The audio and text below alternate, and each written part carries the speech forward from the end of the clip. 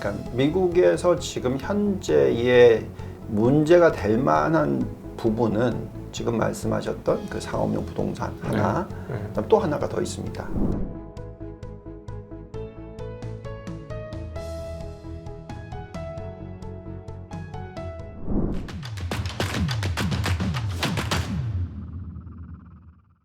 다시 이제 시장에 대한 이야기로 한번 넘어가 보면 네.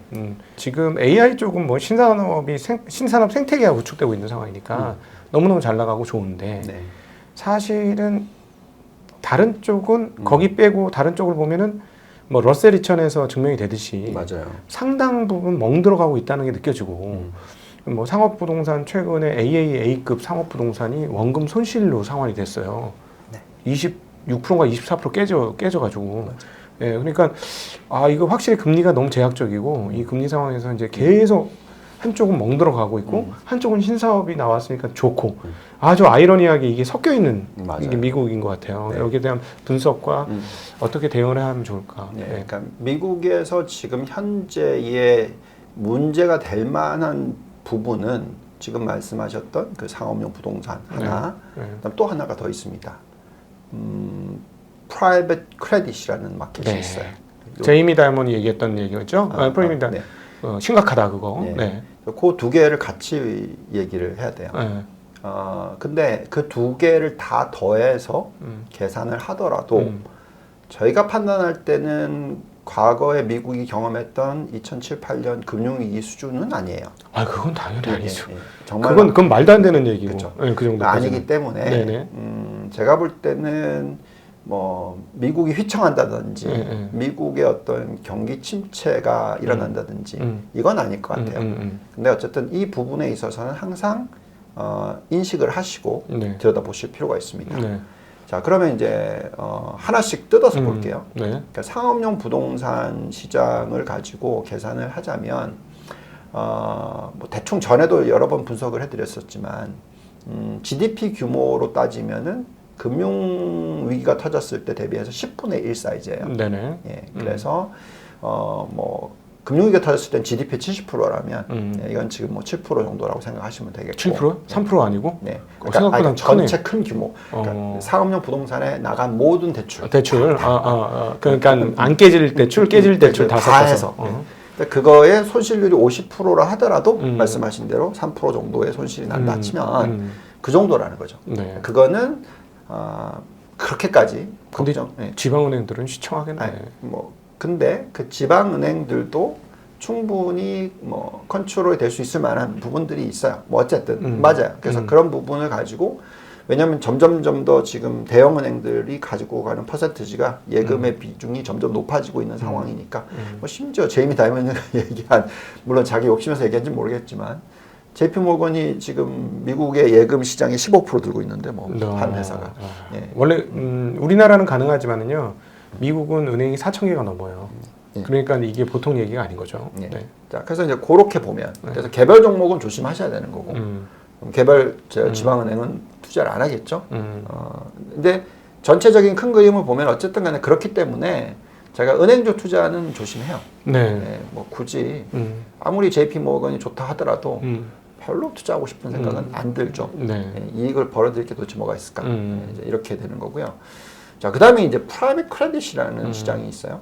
프라이빗 크레딧이라는 건 뭐냐면은 기업들이 은행에서 대출을 못 할 때 이런 펀드라든지 프라이빗 에퀴티 같은 쪽에서 돈을 빌리는 겁니다. 옛날에는 이런 회사들이 돈을 빌리지 않고 옛날에는 뭘 했죠? 유치를 받았죠. 자금 유치를 받았어요. 뭐 벤처 캐피털 이런 쪽에서. CBBW, RCPS 뭐 이런 걸로 등등으로 하면서 이렇게 받았죠. 그거는 이제 잘 안 되면 다 망가지는 거니까 서로 간에 같이 다치는 거고. 그래서 이 크레디터들이 똑똑해져가지고 그 CBBW 반응해 주는 게 아니라 그냥 대출해 주는 거예요. 프라이빗 크레딧으로. 그냥 채권을 채권자로서 돈을 빌려주는 거죠. 금리가 높겠네. 높죠. 그러니까 얘네들의 ROIC 그러니까 이제 투자 리턴이 자그마치 30%가 넘어요. 고리대금업이네. 거의 똑같은 거죠. 그 정도죠. 근데 그 사이즈가 지금 1.6조 달러니까 생각보다 뭐 그렇게 크진 않네요. 예, 미국의 GDP의 약 한 5.7%? 6% 조금 못 미치는 정도. 물론 터지면 연쇄로 분명히 터질 테니까 이게 나중에 커지겠지만 일단 자체적으로는 견딜 만해 그렇죠. 보이는 상황인데 터지면 심각하네. 그래서 요거를 똑같아요. 그래서 아까 말씀드린 상업용 부동산이 뭐 전체 7%고 뭐 터질 만한 게 3% GDP. 그럼 요거는 또 GDP로 계산했었을 때 한 6%. 그래서 정말 다 로스가 난다고 친다 하더라도 뭐 한 3% 깨지는. 그냥 두 개 더 했을 때 5, 6% 정도 터진다는 거죠. 같이 터지면 문제는 심각하긴 하네요. 그 정도. 네. 그렇기 때문에 이제 그걸 보면서 판단을 해야 되는데 이 얘기를 딱 하고 나면 미국의 중소형주 투자하고 싶으세요? 네. 이해 가시죠? 네네. 예, 그래서 뭐 은행주든 뭐든 간에 중소형주들은 리스크가 너무 높다. 네. 그래서 보통 요즘에 나오는 데이터 보시면은 네. 러셀 2000의 이익은 이렇게 올라가는 척 하다가 떠져요. 근데 나스닥 100은 계속 올라가. 그러니까 금융 비용이 많은데 뭐 예를 들어 영업이익 13% 14% 냈다가 아까처럼 그런 거 금리 맞아버리면은 뭐 거의 얼마 없게 되는 거죠. 이익 규모가. 이자 돈 내느라고 돈이 안 남는 거죠. 맞아요. 네. 그래서 이런 시장이기 때문에 저희는 너무 빨리 중소형주 투자라든지 뭔가 다른 투자 수익을 낼 만한 걸로 눈을 돌리는 게 하면 할수록 오히려 수익률을 깎아먹는다. 네. 그 미국 기업 투자가 이제 그 포션에서 굉장히 상당 부분을 거의 대부분을 차지하는 걸로 알고 있는데 그럼 이제 미국 경기 상황도 좀 보셔야 될 것 같은데 이게 지금 분명히 제약적 금리 상황이 맞잖아요. 네, 근데 맞아요. 인플레이션이 보통 끈적거리는 게 아니에요. 이거 우리가 작년도에 예상했던 것 그리고 연초에 예상했던 것도 또 빗나가는 것 같아요. 그러니까 주택 가격은 내려올 생각도 없고. 그러니까 네. 그거는 또 이제 설명을 하자면 두 가지 요소 때문에 그래요. 우선 첫 번째는 가계를 봤었을 때, 가계를 봤었을 때 우리가 지금 걱정하는 막 이런 기업과 또 우리가 커머셜, 그러니까 상업용 부동산 이건 가계가 아니잖아요. 그렇죠. 기업이에요. 중소형 기업들이지만 가계를 보면은 가계는 굉장히 튼튼해요. 뭐 예를 들면은 순자산 가치를 가처분 소득으로 나누면 지금 미국의 개인들은 거의 770%가 넘어요. 예, 우리나라는 300%대밖에 안 됩니다. 정말 높아요. 예, 그래서 그만큼 이제 가계가 자기가 갖고 있는 순자산 가치가 높아요. 물론 주식이 많기 때문에 그럴 수도 있습니다만 어쨌든 그 부분을 지금 굉장히 잘 컨트롤이 되고 있어서 그리고 또 보통 보면은 이제 저소득층 이쪽의 임금 상승률이 막 떨어지고 있지를 않아요. 그래서 그 인구의 파이 중에서 아주 큰 비중이 막 무너지는 모습이 나올 가능성이 굉장히 낮아요. 그래서 신용카드 연체율이 올라가고는 있으나 그 연체율이 뭐 아무리 7%대다 뭐 이렇게 얘기를 하지만 원래 신용카드 가장 크레딧이 낮은 사람들은 금리가 뭐 20%, 30% 왔다 갔다 하잖아요. 그러니까 연체율이 거기가 10%라 하더라도 예, 그 카드 회사가 망하진 않죠. 그래서 결국은 가계 쪽을 보고 있으면은 걱정하는 그런 이제 위기가 안 터지는 거죠. 근데 그렇다 보니까 가계가 튼튼하다 보니까 인플레이션이 스티키한 거예요. 가계가 소득할 수 있고 소비할 수 있고 하는 부분이 괜찮으니까 인플레이션이 막 빠르게 떨어지지를 않죠. 반대로 중국은 정반대의 현상이죠. 그래서 그렇기 때문에 제가 볼 때는 이제 그 부분을 이제 신경을 써야 되는 부분이라고까지는 않아요. 근데 이제 뭐 중소형 기업들 말씀하신 지금 이제 상업용과 연결되거나 아니면 새롭게 막 스타트업을 하거나 뭐 이런 기업들에 있어서는 분명히 리스크가 있어요. 그래서 이제 그 부분에 있어서 예민하게 반응하셔야 되고 내가 뭔가 투자를 한다 하더라도 굉장히 조심스럽게 해야 된다. 근데 참 미국 시장이 좋은 게 그런 스타트업이 잘 수익이 안 나는 거를 정확하게 보여주는 게 아크잖아요. 아크가 중소형 벤처 투자 비슷한 걸 많이 했죠. 그렇죠. 근데 지금 수익률이 고점 대비해서 마이너스 70%, 80%란 말이죠. 그래서 미국 시장은 상당히 효율적이다, 에피션하다. 그래서 시장이 그걸 다 감안을 하고 움직이는 것 같다. 그러니까 숫자 나오는 대로 반영이 되지 우리나라처럼 숫자가 안 나오는데 미래 거 땡기는 것 한계가 있다라는 말. 물론 땡기긴 땡깁니다. 네, 물론 그렇죠. 예, 테슬라 땡긴 거 생각해 보면 진짜 엄청나게 땡겼었으니까. 네. 근데 엔비디아부터는 조금 현실적으로 땡기는 것 같아요. 그러니까는 저는 이렇게 생각해요. 3년 이상 땡기면 이건 진짜 거품이 과열이고 사람들이 미쳤다 이런 생각이 드는데 요즘 보니까 그렇게 많이 안 땡기더라고. 테슬라 때까지만 결국 그게 금리가 높아지니까 그러니까 사람들이 좀 보수적이 된 것 같아. 옛날에 맞아요. 금리가 낮을 때는 그냥 막 지를 수 있었는데 이제 못 지른 거 아닌가? 뭐 그래서 그 금리로서 되돌아가자면 네. 저희가 판단할 때는 만약에 네. 금리를 너무 많이 내려주면 오히려 또 다시 닥한 버블이 나올 수 있단 말이죠. 네. 95년에서 2000년 딱 사이클 보시면 3번 내려주고 그러니까 0.75를 내려주고 다시 올렸어요. 그러다가 또 0.75를 내려줬어요. 그래서 총 내려준 게 1.25, 1.5 이 정도 내렸단 말이죠. 이걸 너무 많이 내려준 거야 사실. 그때만 하더라도. 그때도 반대로 굉장히 튼튼했거든요. 네네. 그래서 모든 사람들이 연초만 되더라 하더라도 금리를 1.5% 내려야 된다. 네. 저는 1.5% 내렸었으면은 거의 한마디로 말해서 미친 시장이 나왔겠구나. 그렇지. 지금도 장이 신고점인데 네. 금리를 1도 안 내렸는데 신고점이잖아요. 그렇죠. 네. 그래서 미 연준이 지금 잘해오고 있다. 네. 이렇게 생각하는 거고. 그리고 펀더멘탈에 맞췄었을 때 적절한 수준의 금리는 네. 지금보다는 낮은 게 맞다. 네. 대신에 임금 상승률로 계산하면 4%니까 대충. 제가 볼 때는 금리가 4%대 중반이면 된다. 많이 올라오셨네요. 옛날에는 네. 뭐 미국의 적정을 10년물 기준 3.5%까지 얘기를 하셨었는데. 그러니까 제가 말하는 거는 네. 기준금리를 얘기하는 거예요. 네. 예. 이미 시장은 그 기준금리를 가지고 더 낮은 금리를 만들어. 네.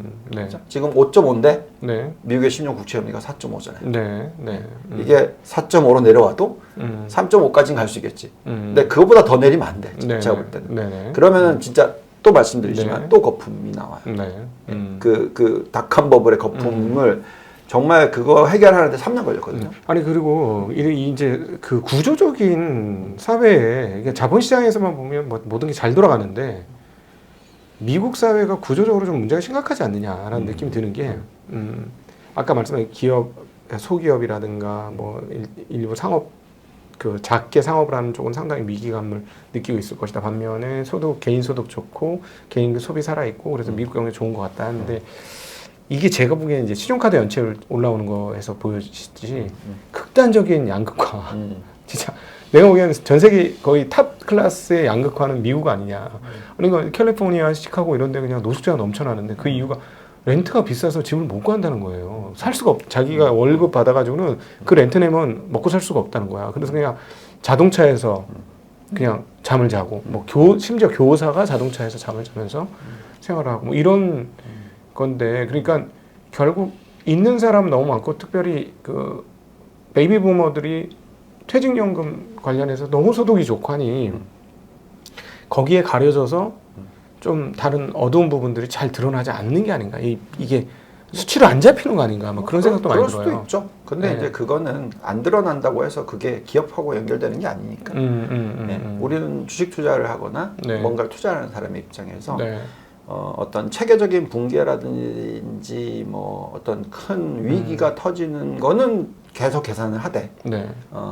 결국 실질적인 투자를 할 때는 네. 그 개별 종목을 보고 개별 업종을 보면서 판단을 하잖아요. 네네. 그래서 물론 그 걱정은 하죠. 그러면서 전체 큰 그림으로서 탑다운으로 들여다보는데 네. 그거를 보면은 큰 문제는 아직 아니다. 네네. 그럼 이제 바텀업으로 봤었을 때 문제가 있는 부분들의 파켓이 있는데 그건 투자를 안 하면 되고 괜찮은 데를 투자를 하면 되고 네. 그러니까 투자하는 사람들의 입장에서 그렇게 가야죠. 네. 근데 이게 이 지금 파켓들이 안 좋은 부분들이 막 더했더니 뭐 이만 그러면 이제 우리는 빨리 도망가야 되는 거고 네, 그런 거죠. 네. 근데 그게 미국이라는 경제는 네. 자주 찾아오지는 않아요.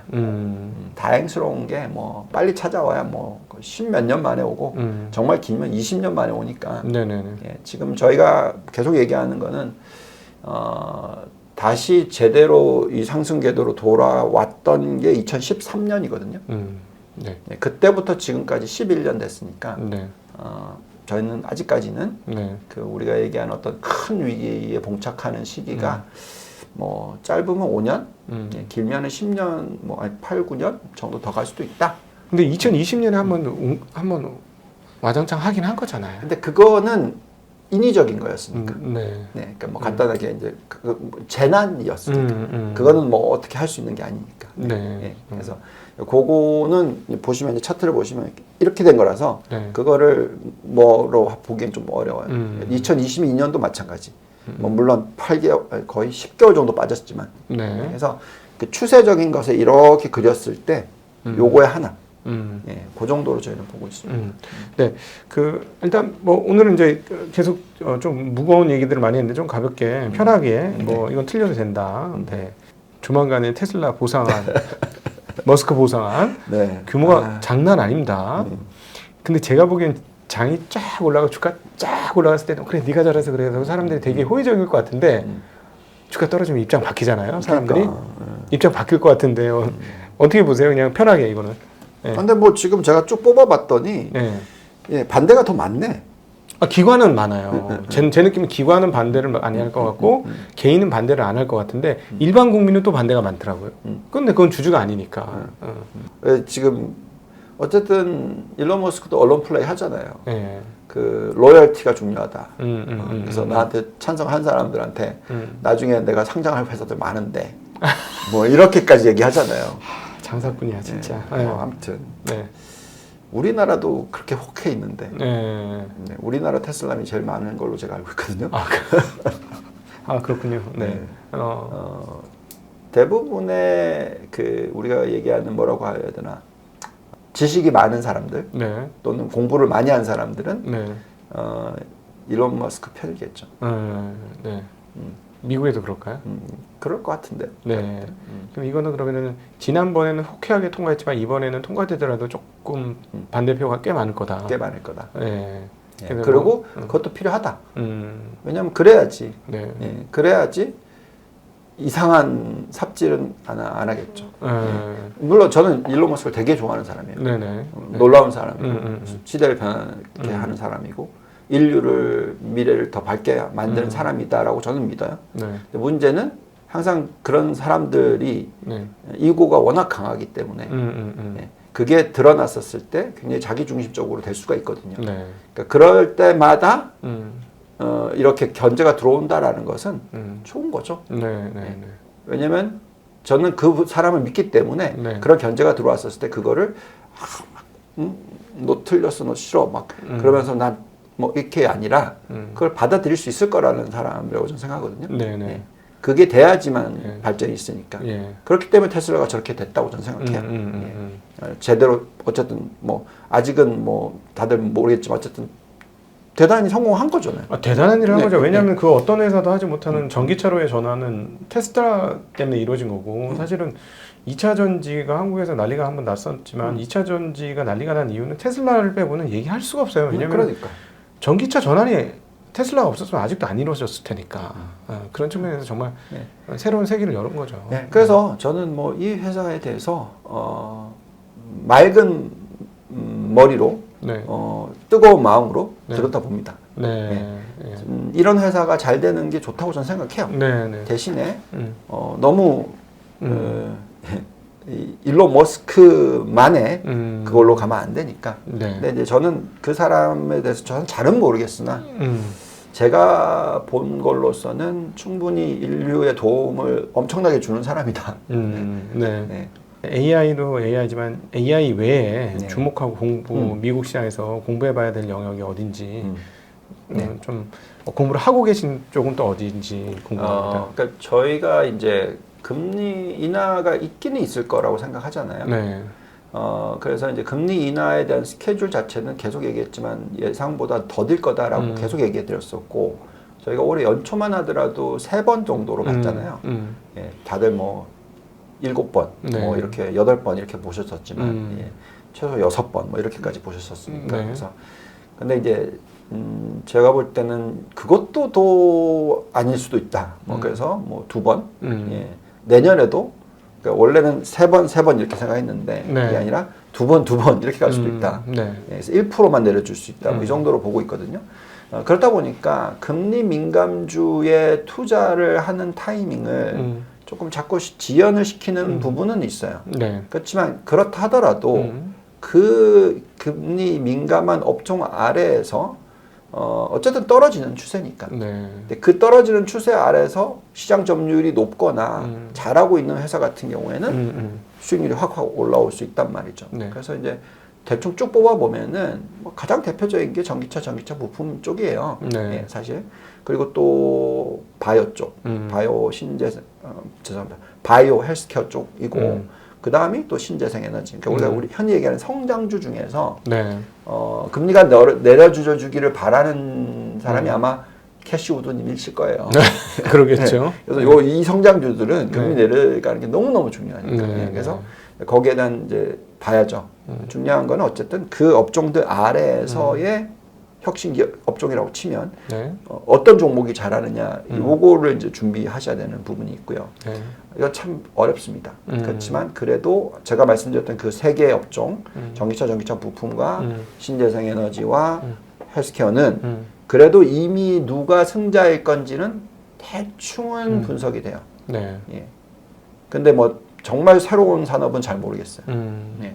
뭐 예를 들어서 퓨전 에너지다. 뭐 아니면 뭔가 완전 획기적인 거. 그거는 이제 누가 1등을 할지 뭐 로켓 사업이다. 네네. 뭐 물론 대충 지금 뭐 스페이스X 나왔지만 상장이 안 돼 있고. 네. 아무튼 간에 성장 부분이 금리가 떨어져 주면 네. 좋을 텐데 거기서 완전히 혁신이기 때문에 누가 이길지 모르는 거 말고 예, 어느 정도 여기서는 보이잖아요. 네. 뭐 그래서 제가 종목 얘기는 못 합니다만 신재생 에너지에서 미국 안에서 제일 잘 나가는 종목 뭐 주가 막 튀고 있어요 지금. 네. 뭐 그다음에 헬스케어 쪽에서 제일 잘 나가는 종목 주가 막 튀었죠. 네. 예, 전기차 부품 원래 테슬라인데 네.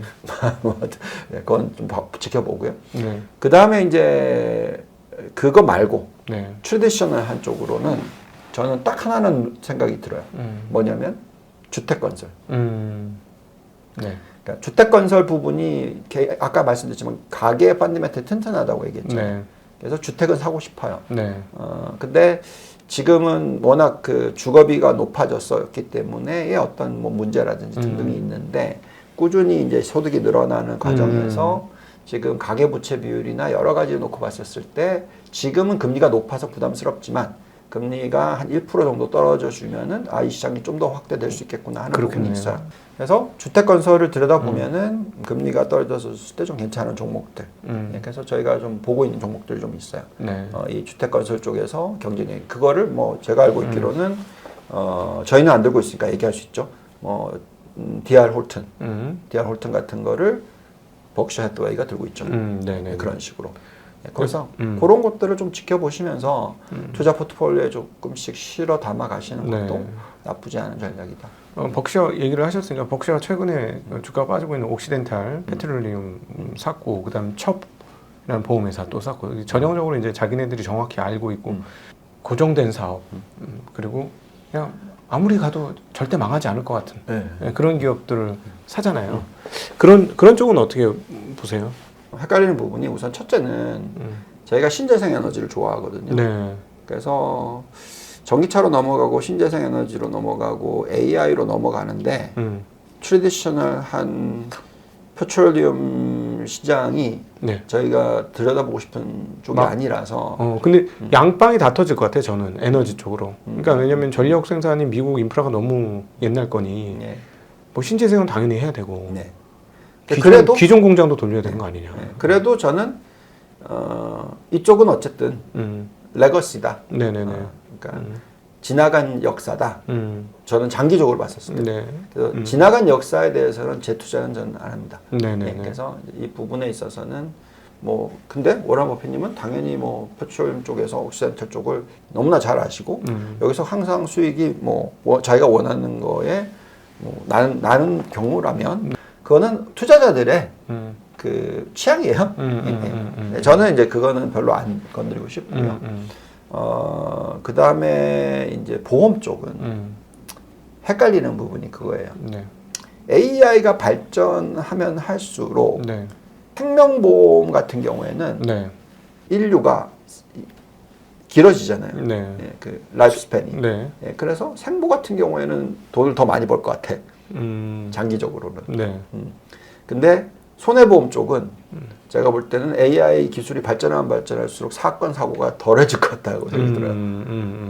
그래서 네. 이쪽 비즈니스는 뭔가 좀 다를 것 같아요. 네네. 그래서 그쪽은 별로. 예, 그래서 그 정도로 보면서 하고 네. 아마 그 버크셔 해서웨이가 왜 보험회사를 투자를 하냐면 그 발란시에서 쓸 수 있기 때문에 하거든요. 예. 네네네. 그래서 제가 볼 때는 손해보험회사 쪽에 관심이 있는 건 전혀 아닐 거라고 생각하고. 네. 예. 네. 플롯이라고 하죠. 예. 네. 그 발론시를. 예. 네. 그래서 그거를 이용을 하는 거를 가지고 그렇게 높은 수익률을 내는 거니까. 네. 사실. 예. 그래서 예, 특성상 그런 쪽은 볼만하다. 음. 들여다볼 필요 있다. 네. 생각하고 있습니다. 저희 오랜만에 저희 채널 나왔는데 저희 채널 시청자분들하고 그리고 저희 채널 시청자분들이 또 찐 투자자들이 많습니다. 우리 네. 투자하시는 분들한테 당부의 말씀 해주신다면요. 네. 네. 저는 그 투자를 해서 이 1년의 수익을 높게 내는 것도 중요하지만 어떤 투자의 문화가 바뀌어서 우리가 장기적으로 올바른 투자를 할 수 있는 그런 환경으로 가는 것도 굉장히 소중하다고 생각합니다. 네. 그래서 그거를 하려면 제가 이런 얘기를 하면 각도기님한테는 별로일지 모르겠으나 본인의 투자의 파이 중에서 제법 큰 비중을 미국 투자를 하셔야 돼요. 네. 그게 해야지만 수익이 제대로 많이 쌓이면서 이거를 더 영향을 줄 수 있다. 네. 그래서 글로벌 투자하십시오. 그러니까 글로벌 투자 마인드를 기르는 것이 너무나 중요하다. 네. 제가 얼마 전에 어떤 분이 그런 얘기를 하더라고요. 아들한테 증여를 하기보다는 네. 용돈을 주는 케이스로 했는데 대신에 그거를 해외 주식 투자를 하게끔 했대요. 네. 그래서 그거를 언제부터 했냐라고 물어봤더니 중학교 때부터 했대요. 근데 지금 대학생이래요. 네. 근데 완전히 멘탈이 다르더래요. 그러니까 정말 큰 픽처를 보고 네. 그러니까 왜냐하면 자꾸 자기가 투자하는 기업들이 글로벌 하니까 네. 멘탈 자체가 글로벌화되더라는 거죠. 네. 너무나 필요합니다. 네네네. 그러니까 갇혀 있을 필요가 없다라는 거죠. 그래서 저는 네. 물론 한국 주식만 투자하면은 뭐 갇힌 멘탈이다 그건 아니고요. 네네. 제가 말하는 거는 보다 큰 거, 네. 예, 많은 것을 볼 수 있게끔 하려면 저는 글로벌 투자를 여러분들이 그래도 조금이라도 하셨으면 네. 좋겠다. 그래서 어떻게 보면 우리나라의 좀 장기적인 미래도 더 많이 밝아지지 않을까? 네. 이런 생각을 해봅니다. 네. 최근에 이제 한국에서 그 밸류업 이야기들 나오고 하는데 뭐 한마디 해주실 얘기가 있으실 것 같은데. 밸류업은 너무나 필요하죠. 예. 근데 밸류업을 하려고 하는 주체가 누구냐? 그치. 예. 예. 핵심이죠. 네. 옆에서 하라고 한다고 떠밀려서 하는 거는 별로 의미가 없다. 네. 네. 그렇게 정리할 수 있을 것 같습니다. 예. 네. 자, 오늘 그 수익의 하이라이트를 지금 그리고 계신 유한타 글로벌 자산배분 본부장님, 유동훈 본부장님 모시고 미국의 현재 상황, 그리고 미국 투자, 그리고 미국의 경제 전체에 대한 이야기를 하나하나 한번 이야기를 나누어 봤습니다. 아주 그 유익한 시간이었고요. 여러분들에게도 많은 도움이 되는 것 같습니다. 우리 증시각도 TV에 계신 분들도 국내 투자도 하지만 해외 투자에도 눈을 열어놓고 저는 해야 된다는 생각을 합니다. 그래서 오늘 마지막에 해주신 당부 말씀 그대로 한국 주식도 하고 해외 주식도 좀 하는 그런 마인드를 가졌으면 좋겠고, 그렇게 해보면 뭐 많은 사람들이 얘기해요. 굉장히 우대를 많이 해준다, 투자자를. 그래서 여기서 서름 당하다가 여기서 쉽게 얘기하면 서자 취급받다가 거기 가면 이제 본자 취급을 받으니까 적자 취급을 받으니까 해외 투자를 미국 투자를 하면은 그런 얘기를 주변에서 많이 해요. 예, 그래서 그런 경험을 해보면 한국이 뭐가 잘못됐다고 또 얘기를 하니까 그럼 한국도 그렇게 생각하는 사람 많아지면 변화되겠죠. 네. 네, 그렇죠. 예. 한국 투자를 안 하면 안 됩니다. 왜냐하면 한국 투자를 안 하면서 우리나라 회사들이 다 힘들어지면 네. 월급은 어디서 나올 거예요? 그러니까 네, 그렇죠. 네. 그렇죠. 근데 양쪽이 다 잘 되는 쪽으로 가야 되니까. 네. 그렇죠. 현금 흐름은 또 그대로 들고 계셔야 되는 거라서 뭐 그건 또 그런데 어쨌든 저도 그 부분에서 동의하고 저도 차츰 뭐 근데 저는 개인적으로 지금 기회가 굉장히 아직 많이 있기 때문에 이 기회는 잡고 움직이겠다는 생각을 갖고 있어서 그런 거고요. 뭐 저도 이제 뭐 해외 주식에 대해서 뭐 거부감이 있거나 그렇지는 않습니다. 네. 여러분들 오늘 그 좋은 시간 되셨기를 빌고요. 또 어떤 변곡점이 생기거나 흐름이 바뀌면 또 우리 유동훈 본부장님 모시고 미국 시장 이야기 들어보는 시간 또 갖도록 하겠습니다. 오늘 함께해 주신 유동훈 본부장님 좋은 얘기 해주셔서 너무 감사드리고요. 함께해 주신 모든 시청자분들께도 감사 인사 드리겠습니다. 인사드립니다. 고맙습니다. 감사합니다.